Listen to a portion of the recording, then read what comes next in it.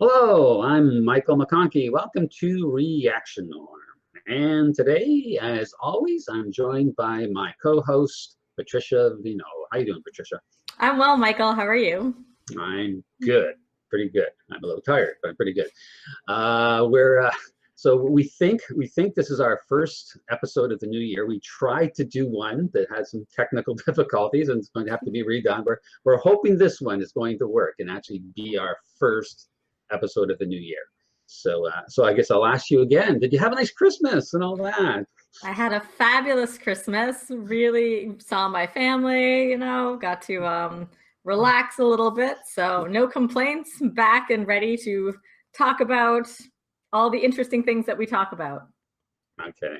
So this week is going to be, or this episode is going to be maybe a little different than others we do. We're going to venture a little bit into philosophy.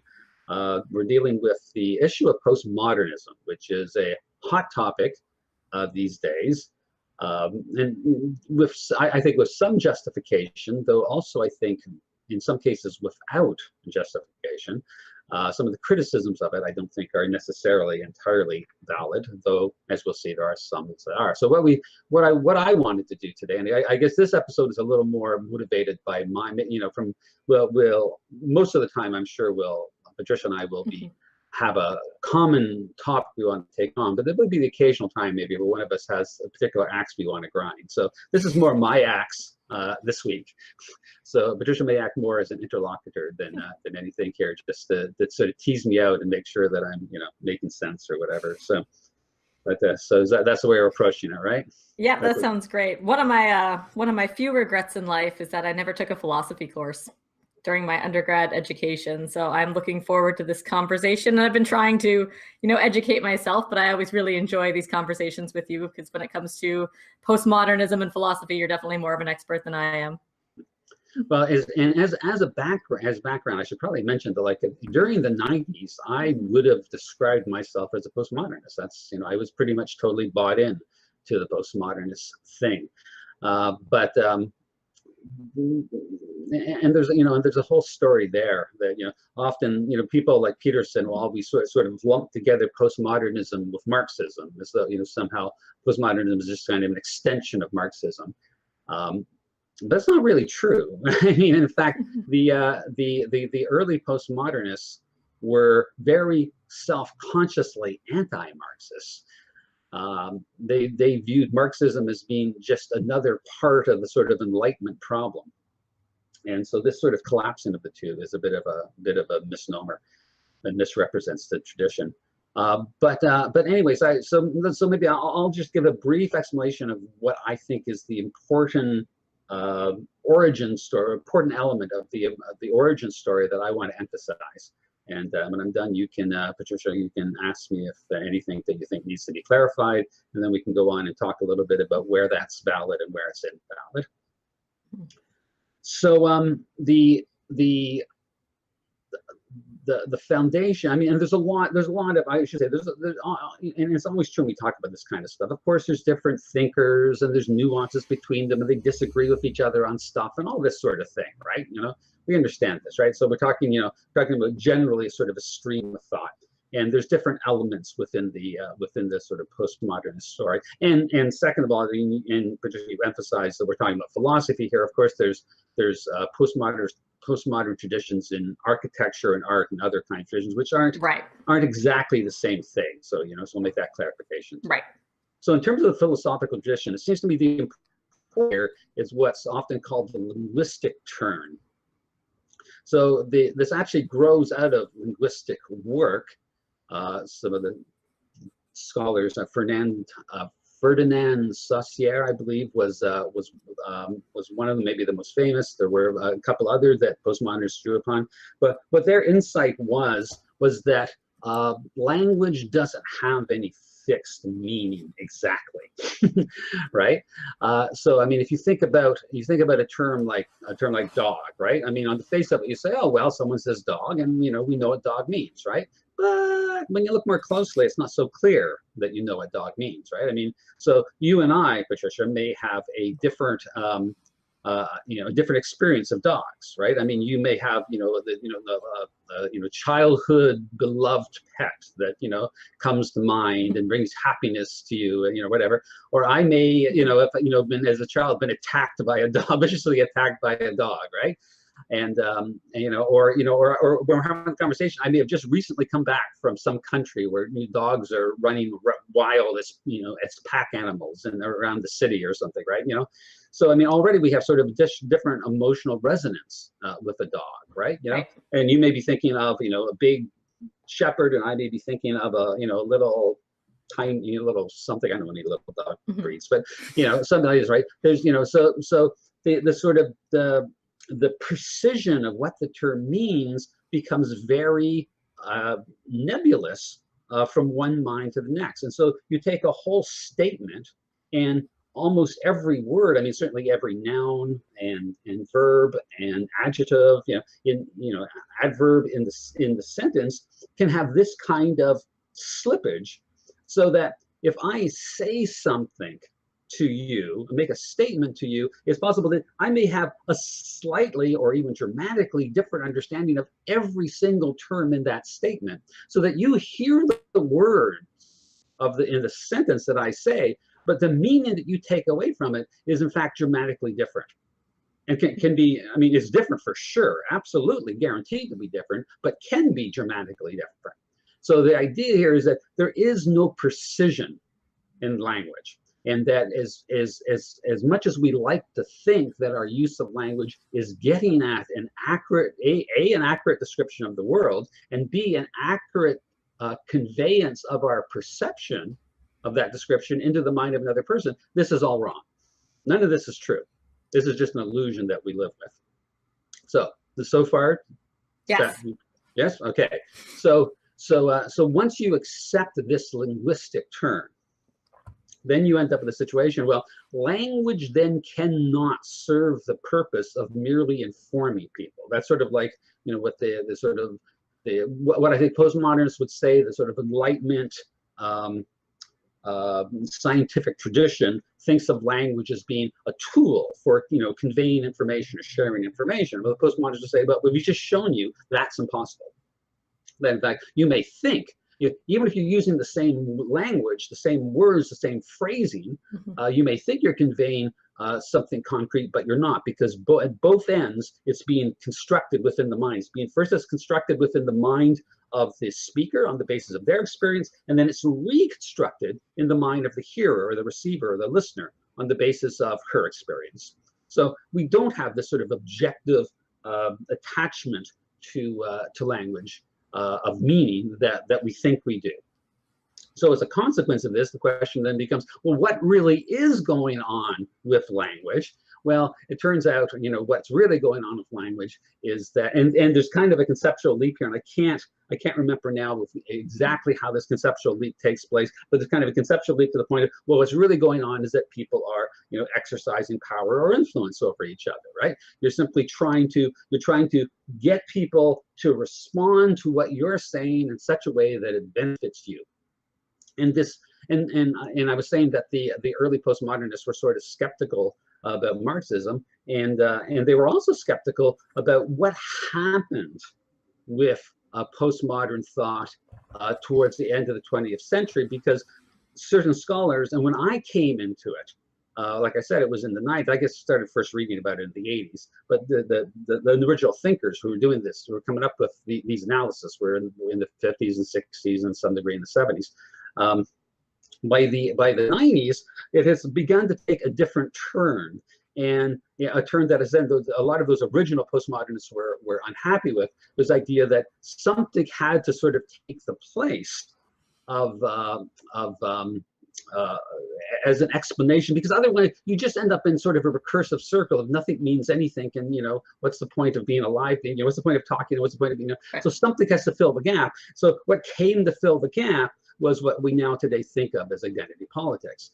And then that gets married to this idea that language is not about communication, or communication is not about meaning, but it's really just about power and influence. So when these two things come together, then you end up with this sort of identity politics hierarchy, that we are so familiar with now as we move into the 21st century. So I say that's not necessarily a uh, uh, it's not necessarily faithful to the original vision of the postmodernists, but you can see maybe how it sort of rolled out from their initial critique. So do you want to? So there's things I want to say about that in two different directions in terms of value. Something that's value is not valuable, but maybe it's good to take a pause here and you can interrogate me if you want. Well, yeah. So would it be fair to say then that postmodernists would say that it is impossible to objectively accurately represent reality through language? Yes. Okay, so that would be an accurate thing to say, and so it's almost like, why bother try? Well, yes, yeah. Why bother trying? In a sense, though, right? I mean, I think they would say this at two levels. First of all, they'd say that even if you could actually objectively see the world, then you couldn't say anything about it that would be objectively true, because you're constructing it in your mind in terms of your set of. I'm trying deliberately to avoid a whole set of technical terms that use semiotics, signifier and signified and all that. We would give it more precision, but then I'd have to explain those terms. I'm trying to avoid those terms, right? I appreciate you giving us sort of the higher level. That's right. That's right. That's right. So so you couldn't, even if you could objectively see the world, you wouldn't be able to say anything about it, and in a sense, you wouldn't even be able to know it because you're just constructing the meaning in your own mind. But in another sense, I think they would say, at least a lot of them would say, well, you can't even see the objective world anyways, because they would argue from something like what I think is called the Sapir-Whorf hypothesis, which is the idea that you can only think through the language that you have. And since language, we just established, isn't precise, but subject to all this subjective interpretation, then you're just subjectively interpreting the objective world, right? So in a very real sense, you'll even hear, and again, I have to emphasize, my experience of this is more from the 90s. I'm sure that there's been changes, and I don't know, there may be things that would qualify some of what I'm saying, but certainly my experience at the time was that a lot of postmodernists would say that there actually is effectively, there is no objective world. Now, that doesn't mean there may not be a materially objective world, but for us, there is no objective world. You just can't access it. You can't access it in any way, so therefore, effectively, it doesn't exist, right? And then they would say then that instead of your thoughts helping you select which words you want to say and express what you're thinking or receiving or perceiving, that the language is then actually shaping the way you thought. Yes. Yeah. Right? The language is shaping the way you thought. This famous, Michel Foucault, famous postmodernist. Though some people would argue whether he was a postmodernist, but for purposes here, we'll include him. Had this famous line that we do not speak discourse; discourse speaks us. Right? We're the product of the language rather than the producer of the language. Language has sort of, and I mean, there's a sense in which it's true that language exists beyond any of us, right? When we're born, the language already exists when we're born, right? We sort of are taken into the language, right? We're enculturated into the language. It's and no one person or even no group of subset of a group of language speakers have control over the language. The language is sort of an organic thing that changes from is kind of an emergent spontaneous order type of system, right? And so the idea is that the language is kind of in charge of us. Once we enter into language, it's controlling our thought patterns, right? Now, whether that's true is, of course, a different question, but that would be the analysis, right? I suspect you have some objections. Well, on that whole part, I mean, I think that people like Pinker have, I think, demonstrated that clearly our thought cannot be restricted to our language. I mean, the most obvious thing being that infants, by definition, can't speak, don't have any language, right? And yet we have all kinds of evidence they clearly think, right? So you're not limited. And Pinker, I think, I can't remember the examples, but he gives a bunch of other examples of things that quite clearly are thought processes people have that can't be reduced to language. Even you can think of, like, if you experience of experiencing a smell, an odor, that brings back. Like I remember once when I was, it was a bit of a long story. I try to make it short. I'd gone back to the street where I'd grown up many years later, and I'd gone to the street, and I thought this really strong smell of cigar, really strong, and the smell of cigar just like transported me back to my childhood, because I guess a lot of the men in that, it was like a blue collar neighborhood, and I guess a lot of the men had smoked cigars when I was a child or something. I don't know, like being on that street and having that smell. But it wasn't like, it wasn't like the experience could be actually the experience of the smell could actually be put in words. I could create a story around it like I just did there, but it's not explaining the actual experience, right? The thought process, right? So it's quite, it seems pretty clear that thought is not restricted to language. So I think they're clearly wrong on that. But that doesn't change their main point. Well, it doesn't change the point that I want to emphasize, anyways, about the lack of the complication in the idea that you can use language to get at truth, and the idea that however we do use language, rather than being about getting at truth, is really about getting at power of some kind. And I guess that's sort of the key claim that they're making. That I think we should deal with. So is there anything else that needs to be clarified, you think, on the basis of? No, that's great. I'm really excited to hear what you're going to say next, because I've got some thoughts that are spinning. So okay, excellent. I'll let you make your point first, and then we can get into it. Okay, so like I said, I want to go two directions with it. So I think there's a good direction and a bad direction. So from my perspective, I think of myself as being a biological realist. From the perspective of taking evolution seriously and what we know about evolution, it seems to me this analysis is not wrong, right? I mean, my understanding from sort of evolutionary psychology perspective is that we do. Excuse me a second. Sorry, folks.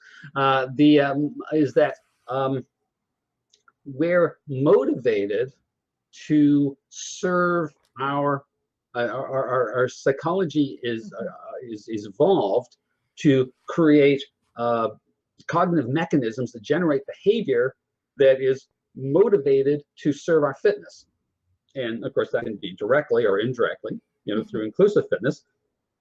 But this is why when we look more closely at the evolutionary story behind things like morality or rationality, and we'll be doing episodes on both those topics in the future, digging into those in more detail.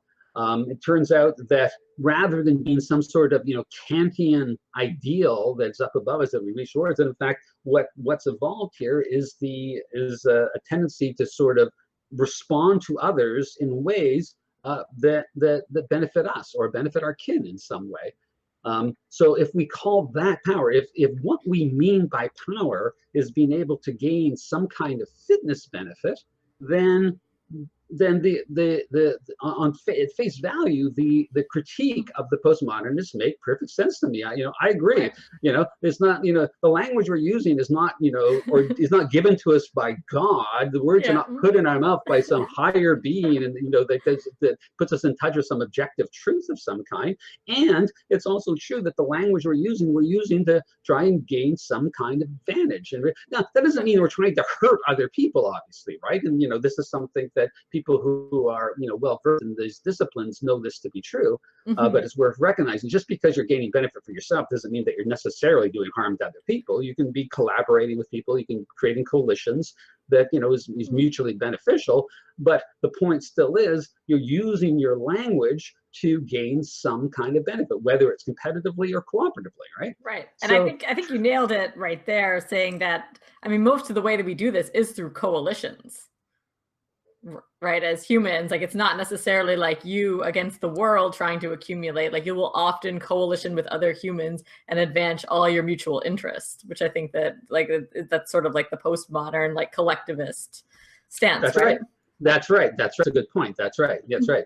So I wasn't even thinking about that, but that's a good point, right? So they do put a lot of emphasis. Now they tend to put it upon at least the later ones that we're talking about, that moves towards sort of identity politics. The questionable postmodernists, you know, they do, yeah, put a lot of emphasis on collectivism. And yeah, you're absolutely right. An important part of the evolutionary story is coalition building. Now, of course, I would add to that, of course, that even within coalitions, there's free riding in forms of, you know, competitive, you know, competition going on within coalitions. This is kind of Richard Alexander's thing, is that competition and cooperation are constantly nested into each other, level upon level upon level, sort of thing, right? Yeah. And in a certain sense, cooperation exists for the purpose of competition, right? Right. You know, we form coalitions so that, you know, we can defend ourselves against the tribes in the next valley who are going to come over and, you know, rape and pillage, right? You know, right. So so this kind of thing. So these things are, you know, thoroughly interconnected with each other. But yeah, there's another parallel there with postmodernism and the evolutionary story as well. So I think that, you know, from a biological perspective, a lot of what the postmodernists say is correct. The problem, of course, is that they aren't grounding it in biology. Not only are they not grounding it in biology, but if you were to try and suggest to them that they're right because of biology, they would get upset, because then you're imposing to some sort of, you know, master discourse. The problem with a master discourse is sort of like the theory that explains everything, right? And that's one of the reasons why the early postmodernists dismissed Marxism. They dismissed it as a master discourse. So there's no legitimate master discourse, including Marxism, right? Was there now? So if you start coming along and say that, well, you're right, but you're right. You're right, but you're not acknowledging why you're right. The reason you're right is because of evolutionary biology, and they would say, oh no, you don't understand. That's all wrong, right? But in fact, that's if you're looking for something that doesn't end up in sort of a sort of infinite regress of constantly falling back on itself, like a kind of like a pathology machine, which is what basically postmodernism becomes. Then, you know, you're looking for something, you know, something material that underpins it, and evolutionary biology would seem to me to be the explanation for how this happens. So what do you think of that so far? No, I totally agree. I mean, yeah, you said it very well.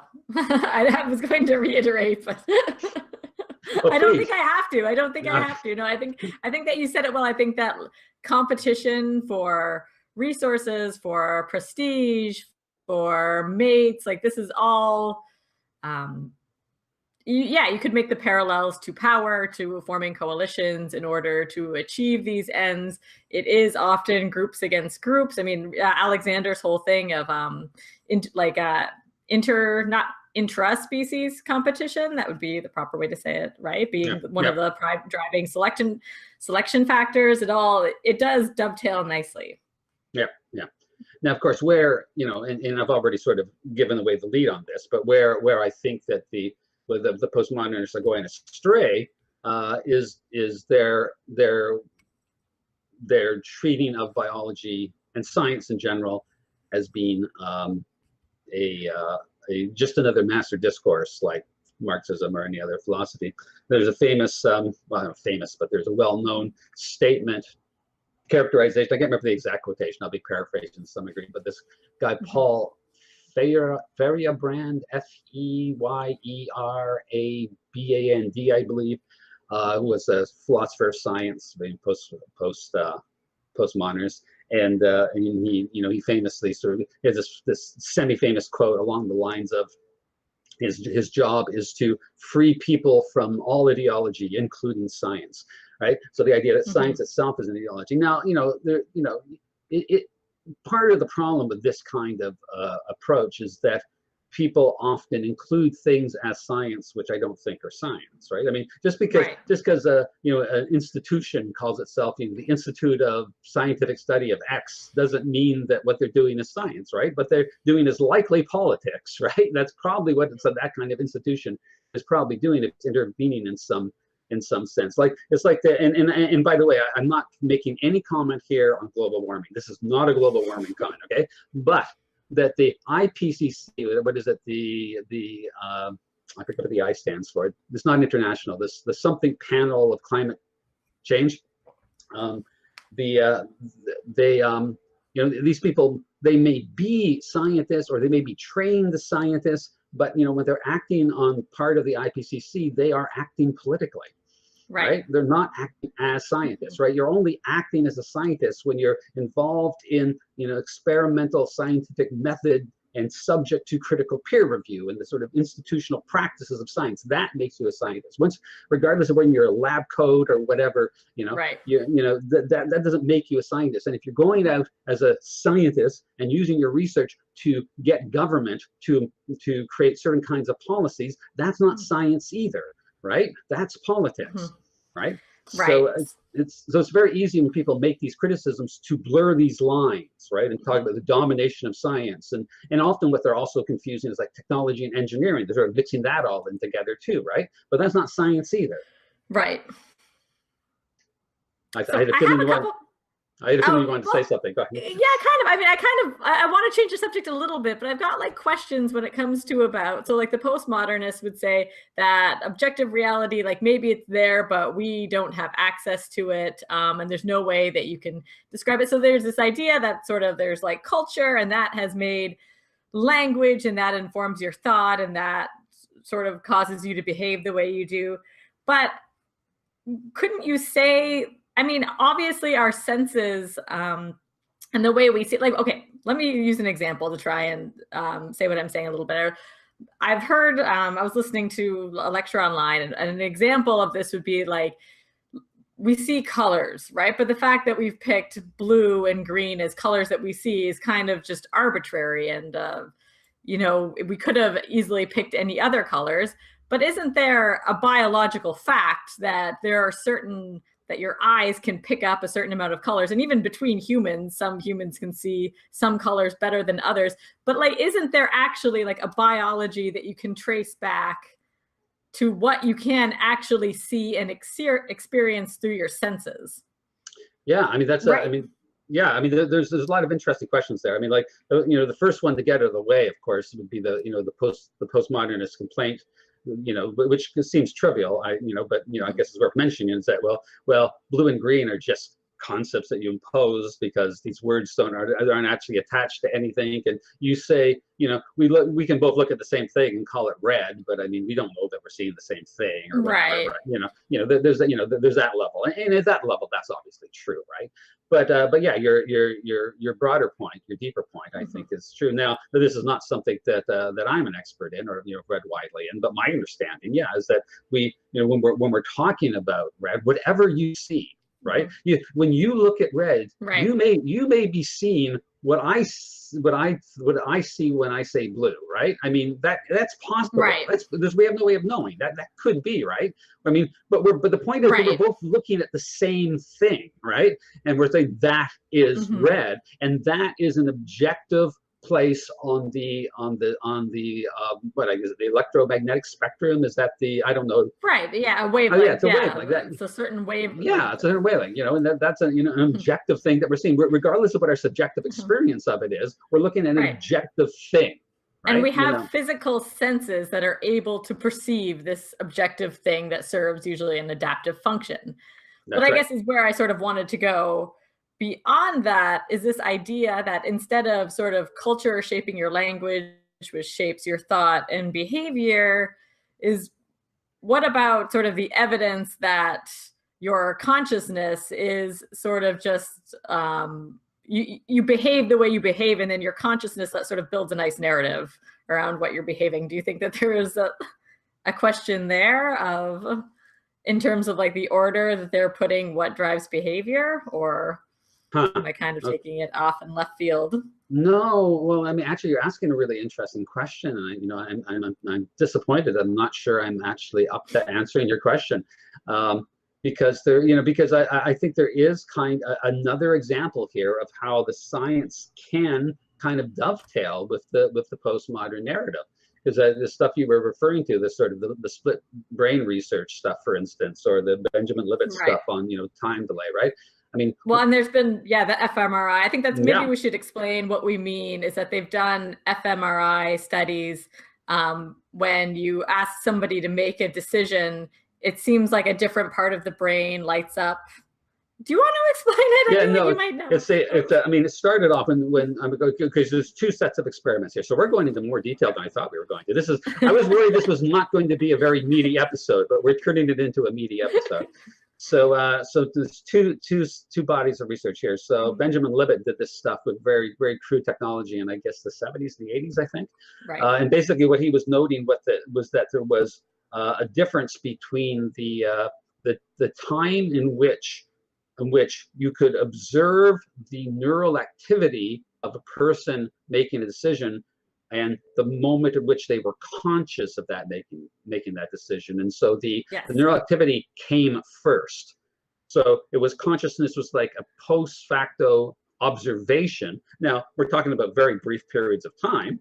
We're talking about, I think, like hundreds of a second. Yeah. But you have to remember that, you know, most neurological activities are happening at thousands or tens of thousands of a second, like, you know. So this is still a pretty long time. And then, as you're talking about later in the 21st century, people have done used much more sophisticated technology, fMRI scans, and have found not only the same thing, but I think they've found considerably longer spans of time between the event and the consciousness of the event. I believe they've found time spans that were seconds long, which is extraordinary, which is just extraordinary. So that's one thing that sort of dislodges the comfortable idea that consciousness is real-time decision making. It clearly isn't. And then we've got the split brain research where they operated on people who had their corpus callosum separated, so the two hemispheres of the brain couldn't communicate with each other.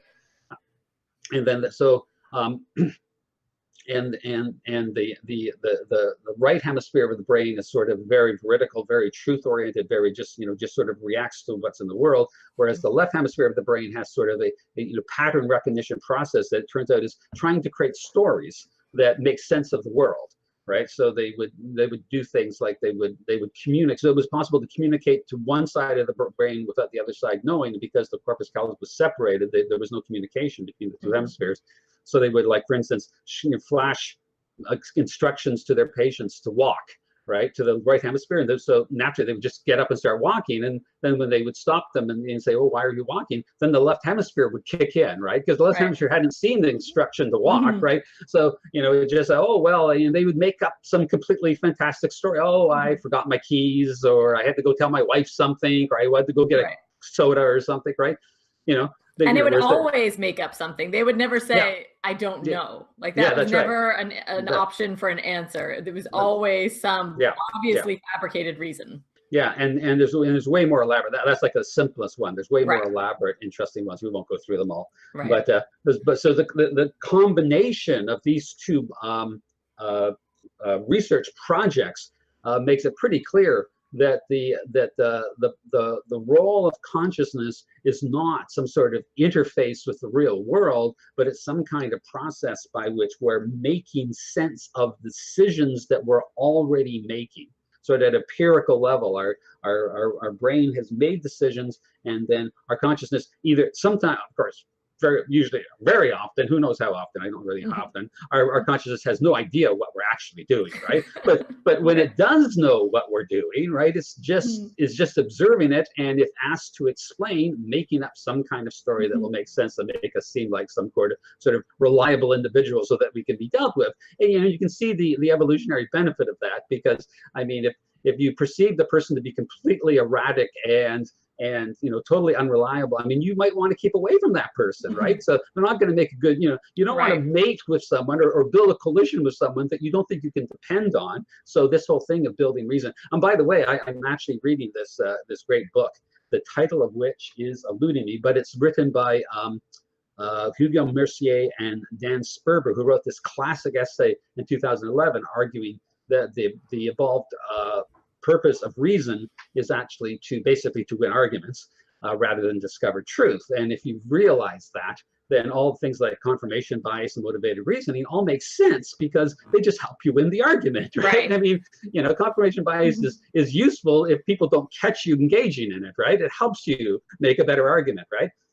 So that is really a good book, and I strongly say, if I unfortunately I don't know the title, but it was just published I think last year or maybe 2017. But yeah, but they're emphasizing the same kind of things about reason. And probably in our next episode, we're going to talk about morality, which is, the same kind of evolutionary story. And to that extent, to the extent that you understand that what's going on here is not some sort of, objective interface with reality, but it's an evolved species that's selecting things out of its environment that are beneficial to it at the level of of an organism in terms of enhancing its fitness. No matter how socially beneficial it may seem, no matter what claims it is for sort of higher order values it may have, the fact of the matter, all this stuff has to be explained at the end at the level of fitness. And as I say, the postmodernists would go with us a long ways along that line of argument. They would just stop short when we start saying, but you have to explain it all in material biological terms. That's where they would draw the line. Right. And I just wonder what the value is to their end goal of we need to upturn every narrative. Yeah. I'm just not sure how effective that's going to be, assuming it's not necessarily serving people's fitness. If it's serving people's fitness, then absolutely. But yeah, no, postmodernists cannot. I mean, for postmodernists to accept the idea that all this stuff that they're observing is actually perfectly explicable within the explanatory framework of evolutionary biology, well, then they would have to stop being postmodernists, wouldn't they? Right? And they would have to say, "Oh, I found the master narrative." They would have to be biological realists.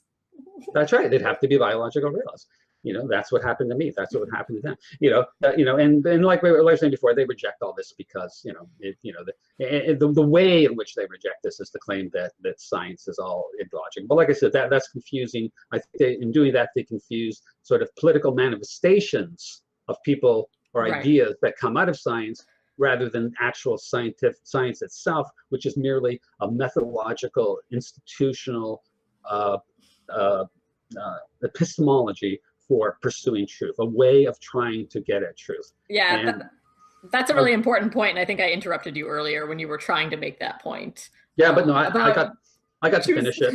I got to finish it. That's the important thing. Sorry about that. No, it's good. It's good because that was actually because I actually really appreciated that segue, because I think there were some points there that needed to be made. So that's great. Right. And any other segues you want to go on? Nothing comes to mind immediately, but okay. What about you? Did you? No, I think I covered the main things that I wanted to say. So as a recap, right? I mean, I think that within the sort of, I don't know, rationalist, IDW, the sort of people who pride themselves as being children of the Enlightenment, I think among these people, I think there's often an overreaction to postmodernism. And I think there's some analysis that is beneficial, and some of the observations are true and helpful insights. My problem is just that at the end of the day, it's not rooted in the right thing. And at the end of the day, it can't back up itself. It's just, as I said before, an infinite regress of constantly referring back to the subjectivity of everything. And and by the way, you probably should say a few words about this whole thing about meaning, right? The idea that there can never be any precise meaning. Well, it's true. There can never be any precise meaning. And yet you and I have managed to be on here for whatever, half an hour and have a conversation. And you know what? Even if I didn't know exactly what you meant with every sentence that you spoke, and I'm pretty sure that most people watching this had a pretty good idea what we were saying, right? So yeah, sure. I mean, this little thing can be a little precious. Of course, if you want to get into fine nuances of it, yes, there's all kinds of grayness in the language. But the fact is, we can usually communicate fairly effectively to be able to get, through our basic purposes served. We wouldn't even exist as a species if we weren't capable of doing this, right? This is why we have many words, right? If I say 4 words, you may be, well, there's a lot of gray area to what she said, but if I talk for an hour, I feel like I could convey quite clearly like we did. So I think that it's sort of one of these things that, it only makes sense if you make it sort of a very simplistic argument. Yeah, that's actually a really good point. Actually, that's right. Yeah, probably the fewer words you use, the easier you are to misunderstand, right? But the more of a statement made, and of course, the more words you use, the richer the semantic content of a statement, the more built-in context there is for each one of the words, right? Exactly. Yeah, this is why we have many words that carry a lot of nuance, and so. That's right. So I don't, I don't disagree. I mean, of course they're right in the basic analysis, but maybe they overdraw the implications of it. We make books to explain what words mean, so we can all agree upon it. Like it's just... Right. Well, that but of course that doesn't really work, right? I mean, what they would say, like if you talk about a dictionary, right? They would say, yeah, but so what, right? It doesn't matter, right? The word dog looks simple in the dictionary, but I mean, when it comes down to what people's actual signified, what this is sort of associated meaning to the word dog, it does vary, right? And depending upon the context, it can make a huge difference, right? Right. Yeah, fair enough. Like I could say to you, there's a dog around the corner, right? Now, if my experience of dogs is that they're loving and sweet, and you should. I just heard a dog bark. Is that a dog bark outside your place? I'm sure I heard a dog bark when I said that. That was weird. We'll have to rewatch that. I'm pretty sure I heard that. Anyways, so my impression is that that dogs are sweet and lovely. I could be.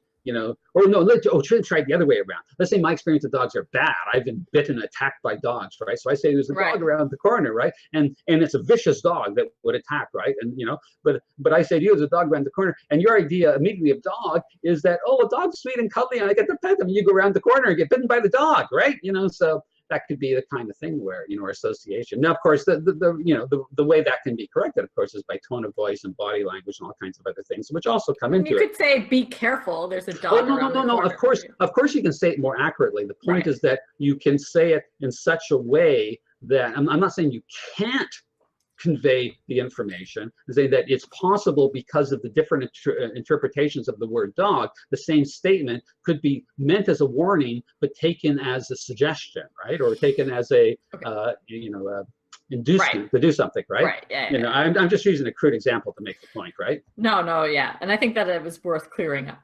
Yeah. So that's it. That's all I got.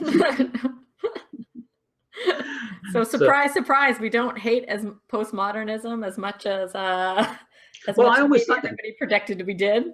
Yeah, I mean, like I said, I think that there's a lot of overreaction to postmodernism. Like I said, though, I mean, I think that at the end of the day, they're wrong, and certainly the turn, the sort of political turn, which is really incoherent from the perspective of the original postmodernists, the sort of political turn towards identity politics and this sort of thing is kind of incoherent. It doesn't really, because it is kind of a master discourse, right? So I mean, I'm quite sympathetic to people who are critical of that. I think that's all wrong. But this idea that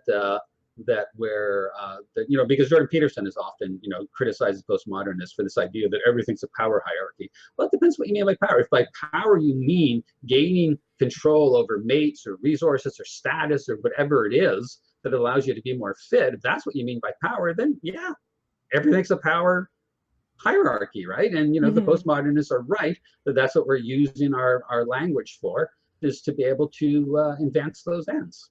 It's just that they don't understand why we're doing it. That's all. Right. Okie dokie. As always, that was a lot of fun, Michael. Okay. So I think we're scheduled, we're because of our earlier technical problems, we're a little behind. So this one is going to go up on Wednesday, and then we're gonna try and have another one for 2 weeks. That's probably going to be on morality, right? That's the plan. Okay. All right. Well, thank you again, Patricia, as always. Thank you, Michael. I really enjoyed that. All right. Me too. All right. See you next time. See you next time. Bye.